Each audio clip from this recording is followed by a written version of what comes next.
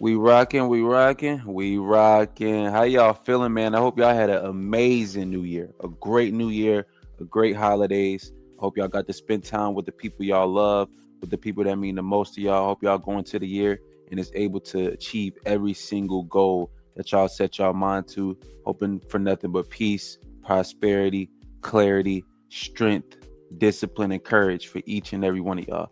I know I start these videos by giving thanks where thanks is due. I appreciate each and every one of you who's been liking, commenting, subscribing. Whether you hate it, love it, neutral, time, energy, and attention is a non-renewable resource. So I just always give thanks where thanks is due when it comes to y'all making this thing a PI, a PI, PIMP. Yeah, y'all making this dream a reality. So I just always just give thanks where thanks is due. Yeah, but I wanted to touch on this day 26 Q Art of Dialogue interview that I think it just came out with today. 18 hours ago. So yeah, it ain't even been a full day. Now, I'm sure plenty people have seen the original Vlad TV Day 26 interview. This one is just with Q. The original Vlad 26 Day 20. I gotta slow down. I said Vlad 26. The original Day 26 Vlad interview was with the entire group, of course, and there was a specific part where they spoke about an email. Now, how many people is in the group Day 26? I do not want to make this up. Let me search this up real quick. Day 26 group. I want to see how many people it is. Okay, so it's 5 of them. It made 5 grown men break down crying. I am not exaggerating. Whatever terrifying, disturbing, wicked details was in that email. I'm sure it was a multitude of things that led up to that point, but whatever they saw in that email broke 5 grown men down, crying all the whole nine, bro. That interview really fucked me up, and that was one of the catalysts that made me really. I did my video on how I feel about Diddy in the last video. Y'all could just go check that out. But that was one of the catalysts that really, the line in the sand is drawn even further. Like, using people's dreams and aspirations against them is one of the most horrifying, disturbing things, and one of the strongest forms of manipulation, because it's something that people are willing to give their soul to. Ultimately, you get what I'm saying? They put their soul into that music. They put their soul into that art. They put their soul into that production. They put their soul into them beats. You get what I'm saying? They put their soul into that songwriting. You get what I'm saying? So when you use that against somebody with malevolent, evil, disturbing intentions and motives, it's a bad motherfucker, especially when you're considered one of the gatekeepers who can literally open the door to endless possibilities. You get what I'm saying? In terms of that industry, in terms of that specific path, in terms of that lane.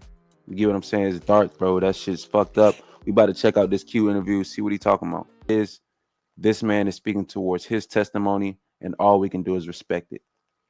Talk to him, Q. To keep me calm and to keep anxiety and my thinking regularly. So okay, we were in the studio, and Puff's like, he's a different. I think he was very high at the time. He wasn't sober. And he's like, we're about to go to the Hamptons, and it was weird because we never really like stayed the night with them. Before it was just weird. Like, okay, we got to go to the Hamptons. What's about to happen in the Hamptons? This is weird. So we get in the road, and they're speeding very, very fast in these cars, these SUVs, to the Hamptons.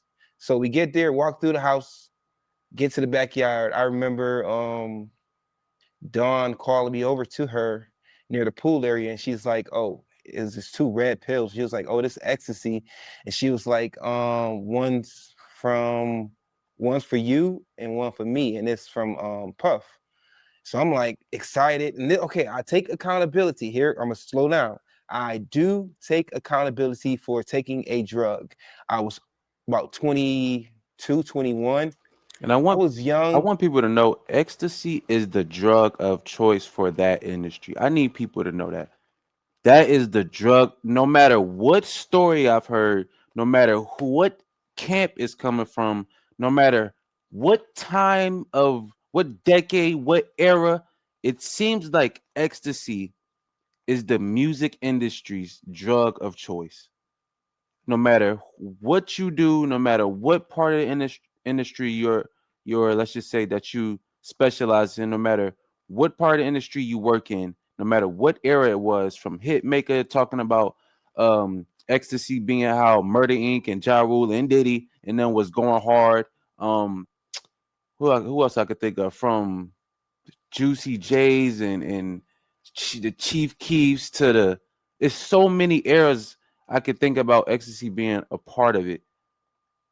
It's, I'm starting to realize that's the drug of choice for that industry. This, I would see why for that specific industry it would be what would be the most used, especially having to be on the road, constantly being up, the extreme lust, the specific type of vanity that they have to experience and go through with.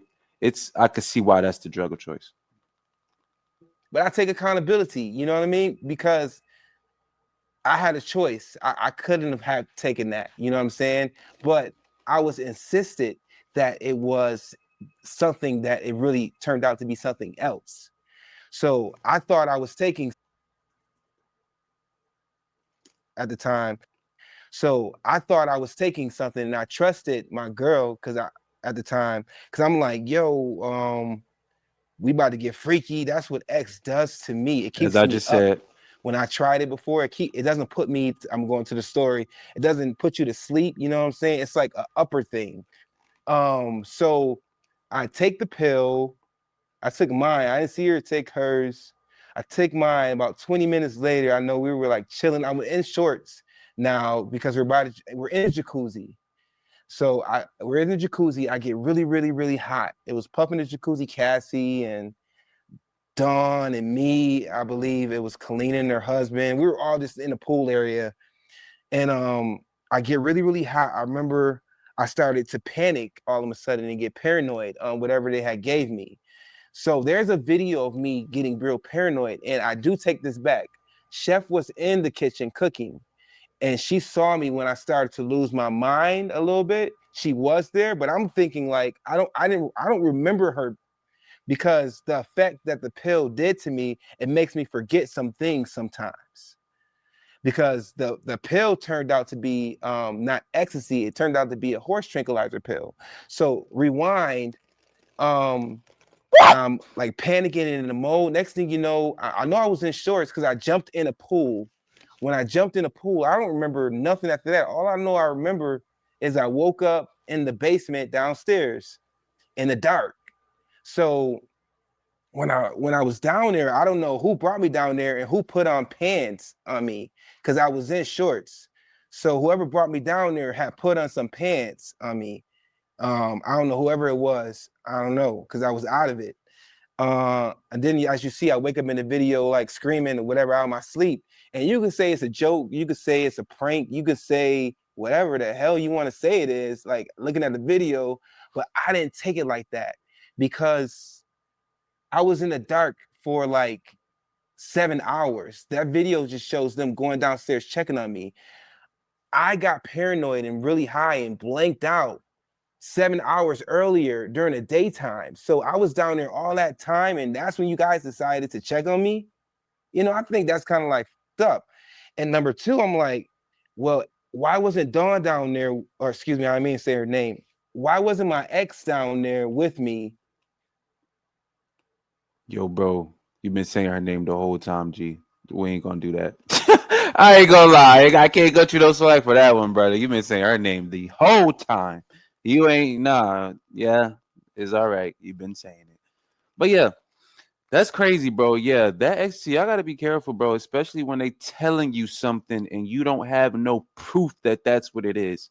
Of course, I'm sure, as he said, he's done ecstasy with them before. So he's, they kind of, that's something that manipulators definitely will do, especially someone of the level of Diddy. You know, stay true to something enough to get you to trust them, and then boom, hit you with the woot wot wham switcheroo. You get what I'm saying? Regardless, he took accountability for taking a drug in itself. So At least he's being accountable in that regards. But that's the industry. That's the industry in general. I mean, I read a story about a model, just a random model for one of these fashion brands. She had ecstasy on her while at a while at a photo shoot. If I'm not mistaken, it was one of those photo shoots related to Fashion Week. I don't know why that was in the article, but it was. She had a ecstasy pill on her, like just a random little model that you would not expect that from. For some reason, that drug very specifically, it's of high usage in artistic entertainment industries.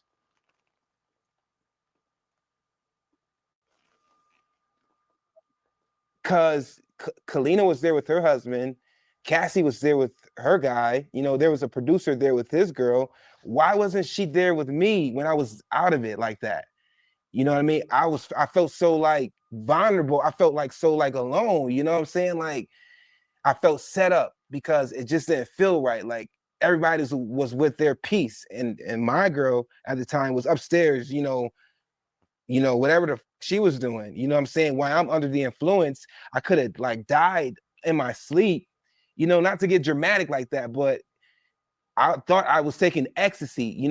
I didn't know I was about to fall out and go to sleep like that. I could have like had a heart attack or anything because that pill was very, very, very strong.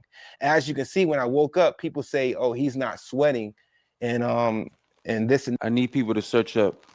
There's literally, because I actually just was looking at this recently. One of the symptoms of overdosing on MDA, it may be MDMA too, but MDA, which I don't know. I'm not gonna say he didn't. I'm not gonna say he didn't take what it is that he's alleging. I'm gonna just stick to ecstasy. One of the symptoms of overdosing is the inability to sweat. That's what's crazy. Like, so that does kind of, I don't know, maybe he overdosed. Maybe that was like a really bad ecstasy pill. I don't get it. I'm not trying to, I'm confused. Like, that's tricky. That's really tricky. Regardless, it didn't have the effect that it should have, because if he took it before, then it shouldn't have done that if it didn't do that last time. So there was something different for sure. But that's crazy, man. That's crazy. And yeah, I could definitely feel him when it comes to being vulnerable and feeling like, well, you cared enough about me having a good time to give me this, but when things don't go right, y'all toss me to the basement and I'm here alone and y'all trying to film me and save y'all own asses. So in that case, there is an extreme lack of security and a lack of safety and a lack of empathy and consideration for somebody you just gave this shit to. If I get my man's, let's say we do what we do. Let's just use, I don't know, some drink. If I get my man some liquor or something and it fuck him up, I'm not finna treat you like a piece of scrap metal or scrap trash and just toss you to the basement. And whenever you wake up, you wake up. I gave you that. I administered that to you. So at very minimum, I should ensure your safety. You should feel completely you should feel like I took care of you when it's all said and done. At the end of the day, if I administer that to you, that's just how I feel. Obviously, we're all adults. There's going to be people that feel like, well, he should have never did it. Got to take accountability, which he did. He should have, been able to handle his drugs, this, that, and the third. I get all of that. But if I administer something to you, I'm going to do everything I can to ensure that you have not only a good time, but a safe time. That's just me. that in the video. Well, I was sweating. Like I said, that's 7 hours later. So if I jumped in the pool with my shirt on and laid there, of course, if you guys checked on me immediately, I would have looked wet like from the pool. But that's 7 hours later. You know what I'm saying? Like, so how 7 hours later I'm still soaked, in sweat. You know what I mean? Like paranoid. And then I go and I say sacrificial. When I talk about sacrifice and all that stuff, to me, it felt like I was being harmed. And I use the word sacrifice because that's what it felt like. You know what I'm saying? Being in the dark for that long and then being waking up out of my sleep to someone screaming. And then it looks like, I looked at the video, it looks like his hand went across my private area and stuff like it. Just looked What? very, very, all that shit just looked weird to me, man. I'm And glad it just felt I ain't seen that video. I don't think I'm gonna watch it. That's creepy, weird, uncomfortable. There is not a bro, regardless of this story. Every time Diddy's involved, it's creepy, dark, disgusting, and weird, bro. Enough is enough, bro. Every time. It don't matter if this nigga in another room, in a bathroom, sleep. Yes, in the bathroom, sleep. This nigga so damn weird.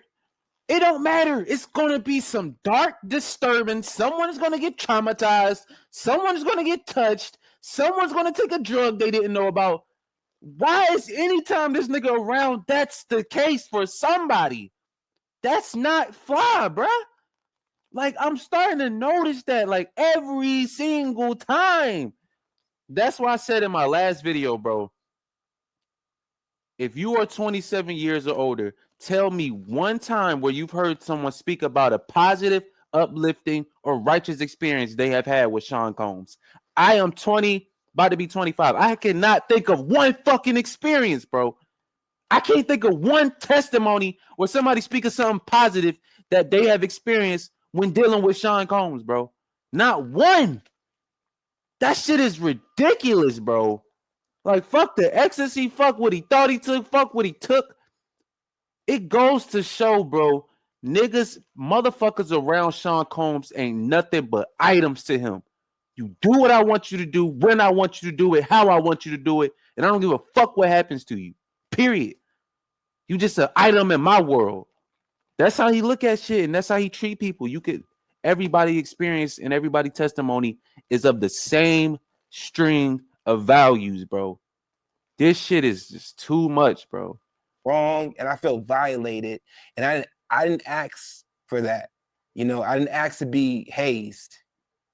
I was the youngest one there. I was in that man's residence. You know what I'm saying? Like I was under his what is Authority. it called? Excuse me. I was under his supervision. Yeah, supervision authority. You know what I'm A saying? That's guardian. his place. When you saw me losing my mind, y'all should have like called the ambulance or something instead of putting me to sleep to try to like calm everything down.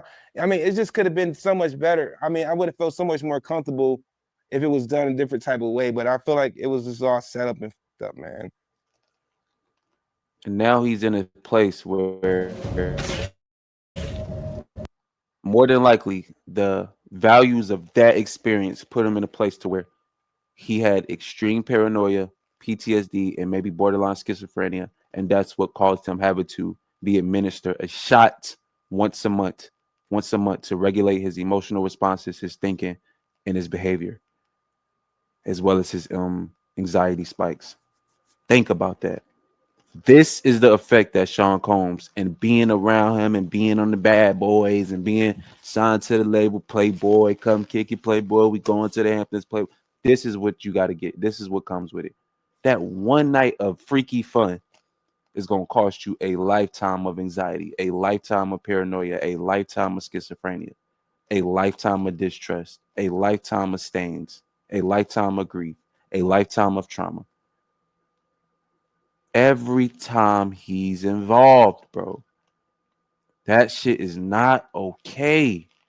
Every month and get a shot in my arm and shit, like I told you earlier, because I dealt with trauma of someone trying to hurt me when I got home. I started hearing voices in my head from the effect of the horse tranquilizer pill. I started hearing voices in my head, and the voices were telling me that, you know, not to sound extreme, but that's what the voices said, that Puff was going to kill me or they were going to kill me. I thought everybody that were down there that laughed in that video were trying to hurt me. And it might sound kiddyish to y'all, but to Nigga, that me don't at the sound time, kiddish. That sounds serious as fuck. Who the fuck think that sound kiddish? That sounds serious. I was 21, and my mind still wasn't developing into a man, older guy yet. You know what I'm saying? So like, yeah, I kind of like misscrewed a couple of things. It put me in a child's mentality, if I can say that. The pill put me back into a child's mentality to where even now I have to um be aware of how I'm speaking sometimes because I come off like I'm talking like a kid. Nah, Q, So bro. Nah, bro. Don't be over self-conscious like that, bro. Nah, we respect you, bro. It's nothing but respect. Me, I respect you. It's nothing but respect. You don't sound childish. You don't sound like a kid. You're speaking your truth.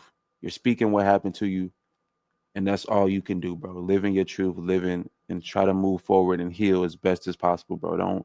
Don't feel like you weak. Don't feel like you got crushed. Don't that shit fuck with me, bro. Cause it feel like this nigga be taking advantage of people who just want a shot at their dreams. And it's like he just fucks them over, bro. Like fuck. That day 26 Vlad interview fucking just crushed me, dog.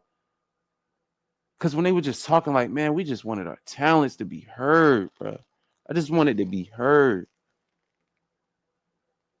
And this is the man I ran into the devil wanting my dreams to come true. I got scarred and traumatized for life for trying to make my dreams come true. I'm gonna end the video right here. I'm gonna leave a description and I'm gonna leave a link to the interview in the description, man. Y'all let me know how y'all feel. Y'all give me some of y'all experiences, some of the things y'all want to discuss. Feedback and suggestions is always welcome. It's the key to growth. Get what I'm saying? Again, I hope y'all had an amazing new year. I hope y'all got to spend it with the people y'all love and continue to spend the time with the people y'all care about and love the most. I appreciate each and every one of y'all for like, comment, and subscribe. Y'all make this thing a reality. Y'all keep me moving. Y'all keep this community growing and moving forward. I appreciate each and every one of y'all. Hope for nothing but prosperity and peace moving forward into 2020.